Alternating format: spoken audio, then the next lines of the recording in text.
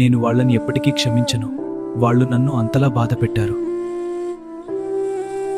బయటికి ప్రార్థన చేస్తున్నావు కానీ లోపల మాత్రం ఆ మనిషి మీద అసూయ, కోపం అనే విషయాన్ని మోస్తున్నావు.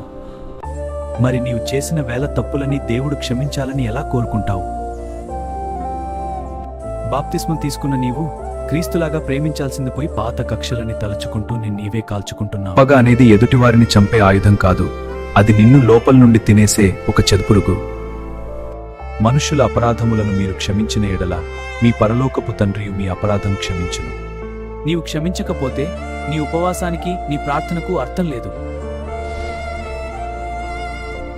ఈరోజు నీ మనసుని గాయపరిచిన ఆ మనిషి పేరు తలుచుకుని, దేవా నా వల్ల కావడం లేదు, కానీ నీ ప్రేమ కోసం నేను వారిని క్షమిస్తున్నాను. క్షమించడం అంటే వాళ్ళు గొప్పవాళ్ళని కాదు, నీవు దేవుని బిడ్డవని అర్థం. ఆ భారము దించే, నీ మనసు తేలికొతుంది. పగను వదిలేద్దాం, ప్రేమను పంచుదాం.